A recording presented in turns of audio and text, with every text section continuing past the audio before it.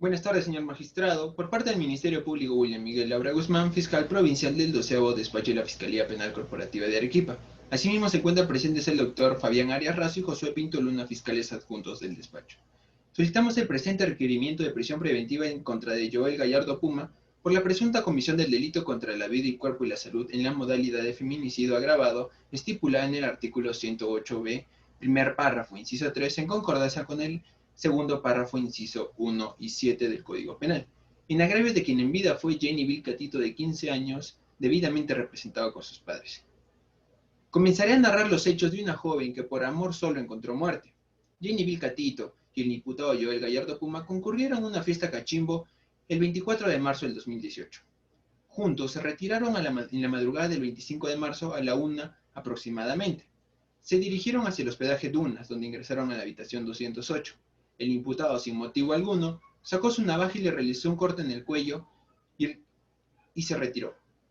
El cuerpo fue hallado horas más tarde por Justino Mamani Vilca, cuartelero del hospedaje. El presente mandato de prisión preventiva se encuentra amparado en el artículo 268 del Código Procesal Penal, el cual establece los tres presupuestos. En cuanto al primer presupuesto, estamos ante los fundados y graves elementos de convicción que vinculen al imputado con el delito. En este extremo, el acuerdo plenario 01-2019, la Corte Suprema se manifestó e indicó que debería acreditarse una sospecha fuerte. Sospecha fuerte que sostenemos con los siguientes elementos de convicción. Tenemos el acta de inspección técnico-policial de fecha 25 de marzo, en la habitación 208, donde se acredita el cadáver de una femenina tirada sobre la cama, una navaja debajo de la cama, el DNI del imputado Joel Gallardo Puma y su teléfono. Asimismo, contamos con las cámaras de vigilancia, donde se aprecia que en la madrugada del 25 de marzo, a la 1:43 aproximadamente, el imputado y la menor ingresan juntos al establecimiento y juntos se retiran. De la declaración de Hilda Agüero se puede acreditar que el imputado y la menor ingresaron juntos y los observó que estaban felices, agarrados de la mano. Cuando se le preguntó si podía identificar al varón, se le mostró 5 fotografías, indicando que el número 4 correspondía al varón y el número 4 corresponde a la foto del imputado. Contamos con el informe de necropsia 207 de 2018, donde se identifica el cadáver como Jenny Vilcatito, cuya causa de muerte fue un shock hipovolémico por hemorragia externa.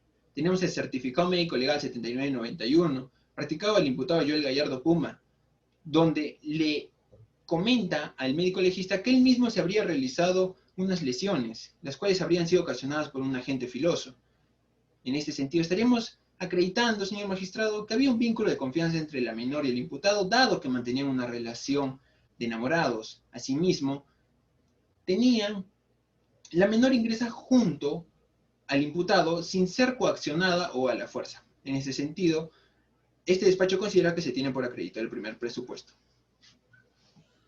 Ante todo, buenas tardes, señor magistrado. Después de haber escuchado el concreto y correcto análisis que ha hecho mi colega en cuanto a lo que concierne a la teoría del caso, así como los graves y fundados elementos de convicción, es menester del Ministerio Público pasar a desdoblar lo que concierne al segundo y tercer presupuesto del requerimiento de prisión preventiva. En cuanto al segundo presupuesto, tenemos que este hace referencia a lo que es la prognosis de pena. En cuanto a la prognosis de pena, el marco normativo nos establece que para la procedencia de una prisión preventiva tiene que superar la pena mínima, que es de 4 años. En el presente caso, señor magistrado, nos encontramos ante un delito de feminicidio, delito tipificado en el artículo 108b del Código Penal, el cual establece como prognosis de pena de 25 años a cadena perpetua, siendo que en el presente caso, debido a encontrarse más de 2 agravantes, nos encontramos ante una futura cadena perpetua, la cual supera de manera superlativa el requisito mínimo establecido por el marco normativo. En cuanto, señor magistrado, al tercer presupuesto, nos encontramos ante el periculum libertatis, o sea, el peligro en libertad al cual se enfrenta el proceso en caso de que no se dicte esta medida. Dicho peligro se desdobla en dos: primero el peligro de fuga y en segundo el peligro de obstaculización de la justicia. En cuanto al peligro de fuga, tenemos que darnos cuenta que se debe analizar las relaciones personales del investigado, siendo que tenemos en primer lugar el arraigo domiciliario. De las diligencias preliminares, así como de la propia declaración del investigado, se tiene que éste vive en el inmueble que es propiedad de su madre. Vive en la casa de su madre en un cuarto, siendo que no ha podido demostrar que tenga un arraigo domiciliario de calidad, o sea que tenga una casa propia donde él pueda vivir.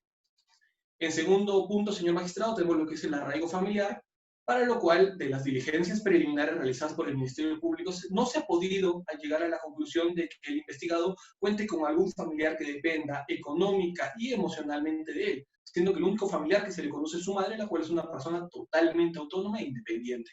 Por último, en tercer puesto, lo que es el arraigo laboral, tenemos que tener en cuenta que el investigado en sus generales de ley brindadas al Ministerio Público en su declaración indicó que es estudiante y que no tenía un trabajo estable, siendo de que lo mismo se corrobora con la declaración del padre de la víctima, quien señala que cuando éste entró a laborar al centro donde esporádicamente trabajaba el investigado, este se retiró de un momento a otro sin brindar ninguna declaración ni brindar ninguna justificación de por qué se retiraba.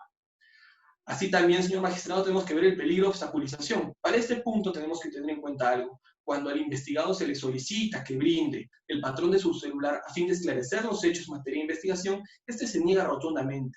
Es por cuanto tenemos que tener en cuenta que el mismo ya ha pasado de ser sujeto de derecho a ser objeto de prueba y tiene que colaborar en el proceso en cuanto todo se le solicite.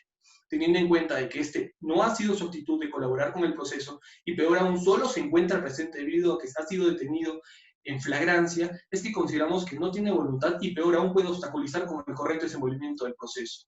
Por último, señor magistrado, sin tener menor importancia, tenemos que tener en cuenta que nos enfrentamos ante un delito donde la pena, debido a su gravosidad, puede generar de que el investigado tienda a huir o tienda a obstaculizar el proceso si es que no se dicta la medida de prisión preventiva, la cual solicitamos ante su despacho. Muchas gracias. Señor magistrado, continuando con el análisis de los cuarto y quinto presupuestos exigidos por la casación 626 Moquegua, es decir, proporcionalidad de la medida y duración de esta, vamos a ver que la proporcionalidad se subdivide en tres principios. Principio de idoneidad, necesidad y proporcionalidad en sentido estricto. Respecto al primero de ellos, tenemos que ver, uno, si es que estamos siguiendo un fin constitucionalmente legítimo, y dos, si es que existe una relación medio y fin entre la medida incoada y la finalidad constitucionalmente protegida. En primer lugar, sí existe un fin constitucionalmente legítimo, que es asegurar la presencia del imputado para asegurar la eficacia de la acción de la justicia. En segundo lugar, si es que existe una relación, sí existe, dado que la incidencia sobre el derecho de la libertad del imputado va a asegurar su presencia y eso va a asegurar la eficacia de la acción de la justicia.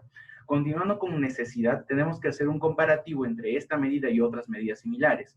En este caso tenemos dos que se asemejan, la vigilancia electrónica personal y la comparecencia restringida. Respecto a la primera de estas, por dos motivos es inaplicable al caso concreto. En primer lugar, porque no se ha implementado en Perú debido a muchas carencias logísticas, y en segundo lugar, porque hay una prohibición legal expresa de aplicar la vigilancia electrónica personal en casos de feminicidio. Ahora, haciendo una comparación con la comparecencia restringida, esta no incide de forma suficiente en el derecho de la libertad del imputado como para garantizar su presencia en el proceso penal. Continuando por último con la proporcionalidad en sentido estricto, podemos ver que si bien la incidencia sobre el derecho a la libertad del imputado será alta, también no será el grado de satisfacción del fin constitucionalmente legítimo. De no imponerse la medida, la satisfacción del fin será nula. Ahora, continuando con el último presupuesto, duración de la medida, podemos ver que tres factores nos van a dar pistas respecto a la duración de esta.